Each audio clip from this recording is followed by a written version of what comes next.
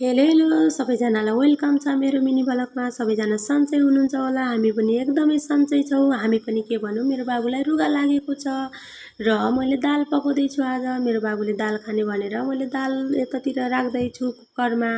र कतिजना साथीहरूले दाल मन पराउनुहुन्छ कमेन्ट गर्नुहोला र मेरो भिडियो कहाँदेखि हेर्नुहुन्छ कमेन्ट गरिदिनु होला। किनभने हजुरहरूले कमेन्ट गर्नुभयो भने साथीहरू मलाई भने एकदमै खुसी लाग्छ। र मैले एउटा कुरा गर्न चाहेँ, एकदमै भिडियो बनाउन पनि रूप चाहिँदो रहेछ। किनभने साथीहरू न रूप न क्यामेरा राम्रो, मेरो भने दिनमा 1-2वटा फलोवर्स बढ्नुहुन्छ साथीहरू। सबैजनाले एकदमै धेरै माया गरिदिनु पर्यो क्या मलाई। अनि म पानी भर्न सुरु गरेँ माथि। पानी भर्न सुरु गरेको त बोतल ठुलो भएर मलाई पगार्न दौ भयो र तलदेखि पगारेँ।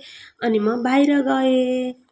बाहिर गएर मैले बाहिरको नजारा देखाएँ। बाहिर एकदमै चिसो चिसो गरेको थियो, एकदमै राम्रो मौसम थियो। र आजभोलि हरियाली किन हुन्छ हजुरहरूलाई एकदमै थाहा नै छ, किनभने बर्खा लागिसक्यो र साथीहरूले च्याउ टिपेको धमाधम भिडियो राखिराख्नु भएको छ। र मलाई भने एकदमै रहर लागेको छ, किनभने कहिले गाउँ जाउँ भन्ने भएको छ। र यतातिर दाल झानेको त एकदमै बाक्लो भइदिरहेको साथीहरू। मलाई भने बाक्लो दाल मनै पर्दैन, किनभने मेरो बाबुले बाक्लो मनपर्छ, त्यसैले बाक्लो भयो र बाक्लो बनाएँ। किनभने मेरो बाबुलाई मन परेको चिज, आफ्नो छोराछोरीलाई मन परेको चिज आफूलाई जस्तो भए पनि मन पराउनु नै पर्छ। र मैले बाहिर भाँडा भिजाएँ।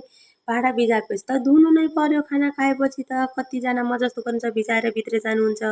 हतारले भाँडा धुन सुरु गरेँ। भाँडा धुन सुरु गरेको त झन् चेप्टेर कोतर्नु परिरहेको छ मलाई। र पछाडितिर ग्यासको कालो एकदमै लाग्छ मेरो कुकरको पछाडि। र एकदमै छिटो छिटो गरिराखेको छु।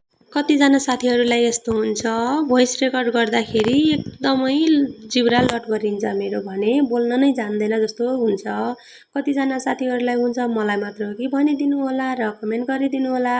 र मेरो बाबु भने भित्रदेखि मामु मामु भन्दै थियो र भनेको त के हो यो पढ्न नै जानेन भन्दै थियो। र म आउँछु भन्दै बत्ताबत भाँडा धुँदै थिएँ। कतिजना साथीहरूले भन्नुहुन्छ र हजुरको भोइस त कति नमिठो, अलि सुधार्नुहोस् भन्नुहुन्छ। सुधार्ने कोसिस गर्दैछु। भर्खर त मिनी ब्लग सुरु गरेको छु साथीहरू। हजुरको माया साथ सपोर्ट मलाई सधैँभरि चाहिने नै हो र काम लागिराख्ने नै हो।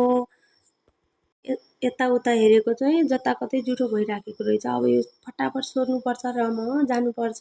बाबुलाई ढिलो हुन लागेकै थियो र म फटाफट गर्दैछु साथीहरू। मैले के सोच्दैछु भने, कति बेला सिद्धिएला र मैले बाबुलाई सिकाउने होला र सताउने होला, रेडी गर्ने होला जस्तो लागेको छ। र भाँडा धोइसकेँ मैले र म